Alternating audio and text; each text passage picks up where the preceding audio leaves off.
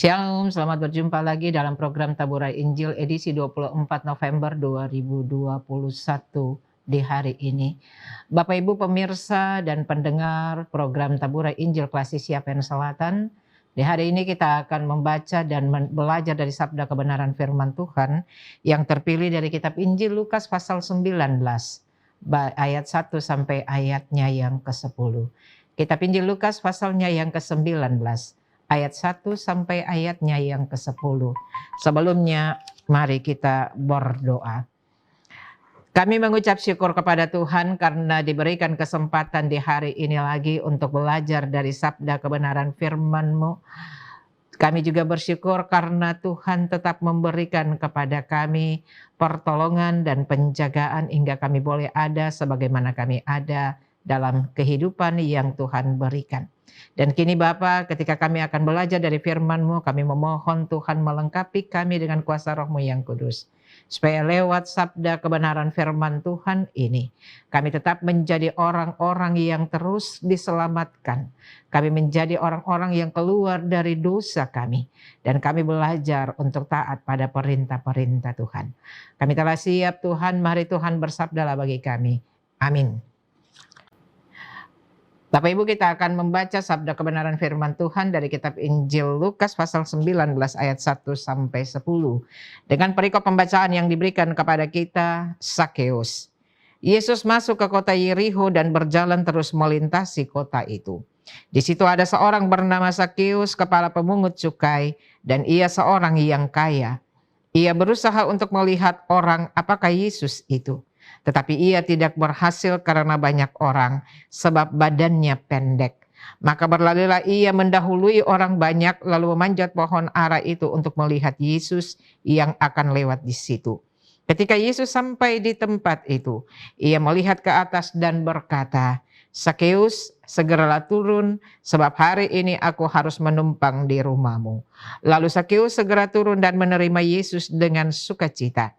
Tetapi semua orang yang melihat hal itu bersungut-sungut katanya, ia menumpang di rumah orang berdosa.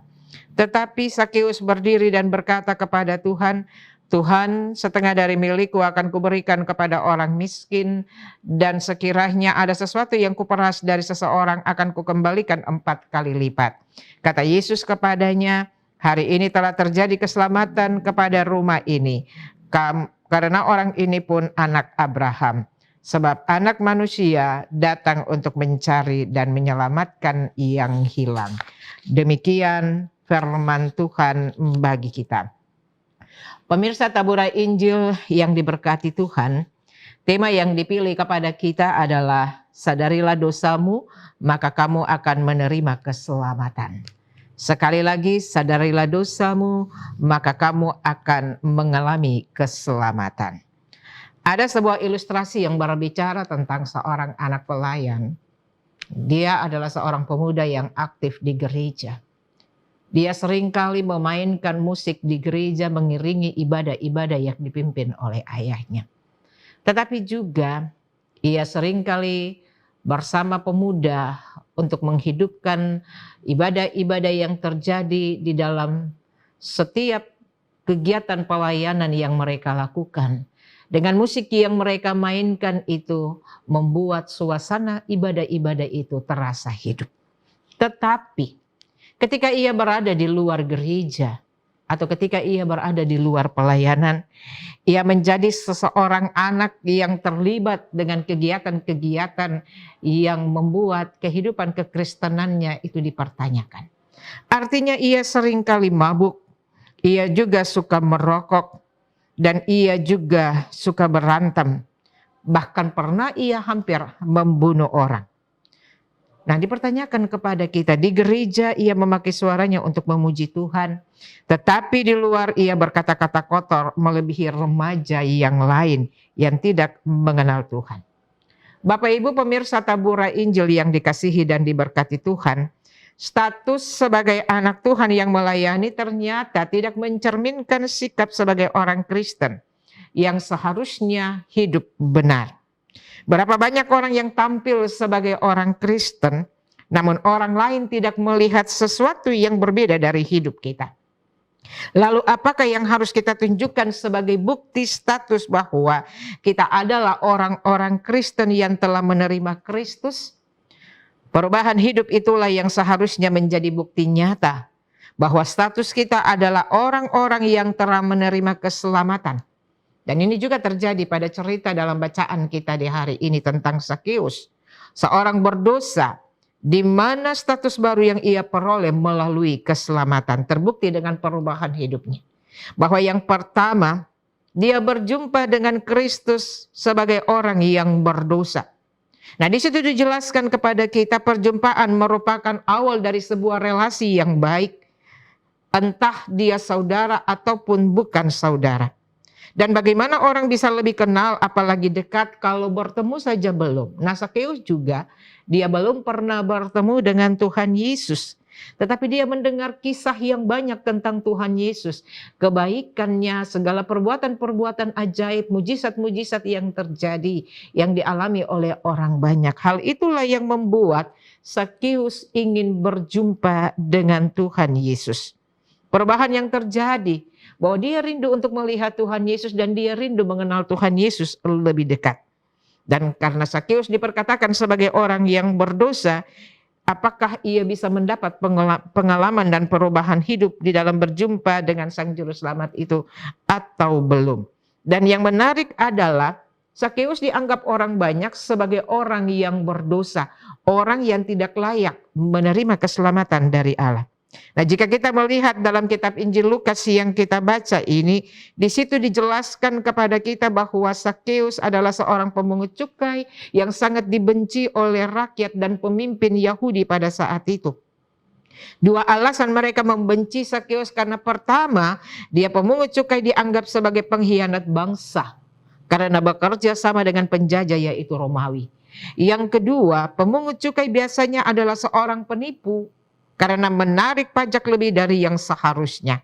Dan posisi Sakeus pada saat itu adalah sebagai bos, sehingga dia semakin dibenci oleh masyarakat. Bagi Sakeus yang penting saya kaya, tetapi sebenarnya saudara-saudara, ia mengalami keterasingan sosial sehingga jiwanya terasa kosong. Dan ketika ia mendengar tentang Tuhan Yesus, Mesias yang terkenal dan banyak melakukan mujizat itu yang datang ke kotanya, hal inilah yang membuat ia rindu untuk berjumpa dengan Sakeus. Sakeus penasaran dengan yang bernama Tuhan Yesus itu. Nah, oleh karena itu, sebab ia bertumbuh pendek, ia ingin menyaksikan Tuhan Yesus, tapi ia harus berebut tempat dengan banyak orang. Dan image yang diberikan kepada Sakeus itu adalah selalu negatif, membuat ia tidak mudah untuk berjumpa dengan Tuhan Yesus. Tetapi ia berusaha keras.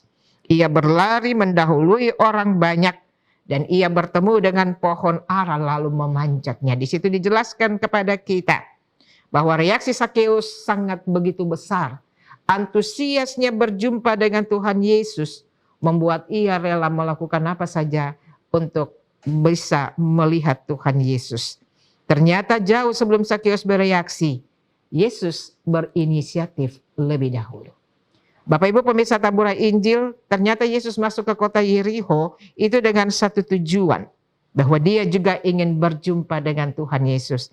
Dan ketika Tuhan Yesus sampai di bawah pohon ara, Tuhan Yesus berkata kepadanya, Sakeus turunlah, aku harus menumpang di rumahmu.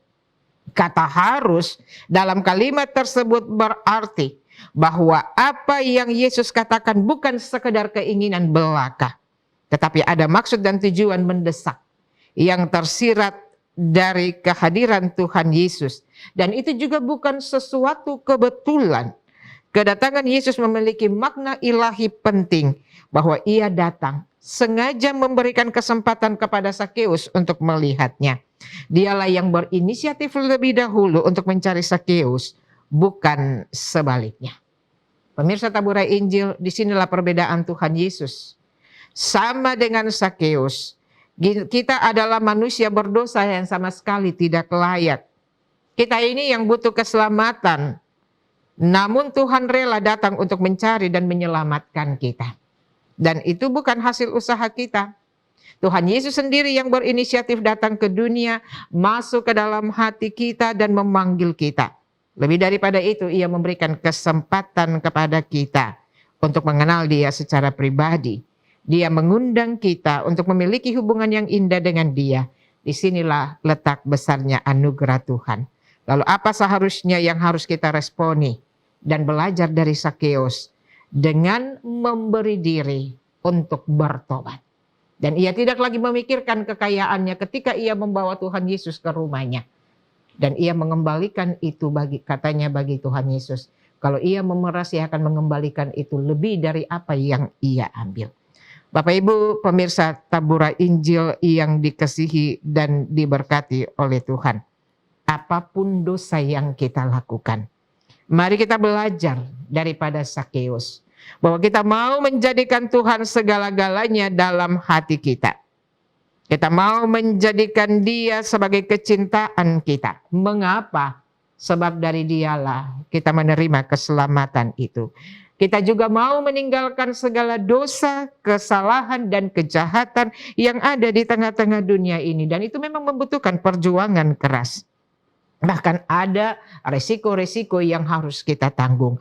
Tetapi kita mengingat secara baik bahwa kalau Yesus memampukan Sakeus untuk bisa berubah, apalagi kita, ia pasti akan memampukan kita untuk meninggalkan setiap dosa-dosa dalam perjalanan kehidupan kita. Tema kita berkata, sadarilah dosamu, maka kamu akan menerima keselamatan. Dari pembelajaran Sakeus ini mengajak kita sekalian, kalau ada perubahan dalam diri Sakeus dan membawa sebuah kekekalan dalam hidup keluarganya, maka kepada kita juga bagian firman Tuhan bilang bahwa ketika kita meninggalkan dosa, itu membuktikan status kita sebagai anak Tuhan. Ketika kita meninggalkan dosa, itu membuktikan bahwa kita berjuang menghargai keselamatan yang telah Allah berikan di dalam diri Yesus Kristus. Karena itu, kita tidak lagi boleh bermain-main dengan hidup ini. Jangan lagi bermain-main dengan dosa. Mari kita membuktikan status kita sebenarnya di hadapan orang lain. Bahwa kekristenan kita di dalam dunia ini adalah kekristenan yang mengajarkan kita untuk keluar dari dosa dan menjadi teladan bagi banyak orang. Bapak Ibu pemirsa Tabura Injil yang dikasihi Tuhan, kasih Allah begitu besar kepada kita sehingga ia rela datang ke dunia untuk mencari dan menyelamatkan kita yang berdosa ini. Ia menerima kita apa adanya, namun ia tidak pernah lalai untuk merubah kita menjadi apa yang seharusnya. Dan melalui sabda kebenaran firman Tuhan di hari ini, Tuhan rindu untuk mencari kita. Tuhan rindu untuk membawa kita kembali ke jalan yang benar. Tuhan rindu melihat perubahan dalam perjalanan hidup kita selaku anak-anaknya. Karena itu mari menghargai akan keselamatan yang telah diberikan kepada kita. Kita pegang perubahan yang sudah terjadi dengan meninggalkan dosa dan hidup di dalam kebenaran. Kita harus sungguh-sungguh mau berubah. Karena Allah tetap menyatakan kekuatannya untuk memampukan kita. Supaya kita mengalami kemenangan demi kemenangan dalam keselamatan yang sudah diberikan itu. Amin. Mari kita berdoa. Kami mengucap syukur di hari ini karena Tuhan telah memberikan sabda kebenaran firman-Mu bagi kami. Tuhan mengajar kami untuk sadar dari dosa kami dan kembali ke jalan yang benar agar keselamatan itu tetap kami miliki. Kami berterima kasih karena keselamatan yang telah Tuhan anugerahkan bagi kami. Bukan karena usaha kami, tapi karena inisiatif Tuhan Yesus bagi kami. Biarlah firman-Mu menjadi pegangan bagi kami yang mendengarkannya. Supaya dalam perjalanan hidup kami selaku orang percaya, kami akan terus bersungguh-sungguh untuk keluar dari dosa ini. Terima kasih Tuhan, sempurnakanlah firman-Mu menjadi bagian kekuatan bagi kami, untuk memampukan kami menjalani firman-Mu seturut apa yang Tuhan kehendaki dari kami. Lalu memberkati setiap pemirsa yang mendengarkan Tabura Injil ini, bahkan yang menonton YouTube Klasik Yapen Selatan, supaya mereka dimenangkan lewat firman-firman yang ditaburkan. Dan memberkati akan Komisi Ekubang Klasik Yapen Selatan dengan program Tabura Injil. Agar program ini akan terus berlanjut sampai banyak orang boleh dibenangkan di dalam klasis ini. Terima kasih Bapa di sorga. Lalu hanya di dalam nama Tuhan Yesus kami memohon pengampunan dan menyerahkan doa kami ini kepada Allah Bapa yang bertahta dalam kerajaan sorga. Amin. Shalom, demikian program Taburai Injil pada edisi 24 November 2021. Kiranya Bapak Ibu pemirsa diberkati oleh Tuhan lewat firman kebenaran. Amin.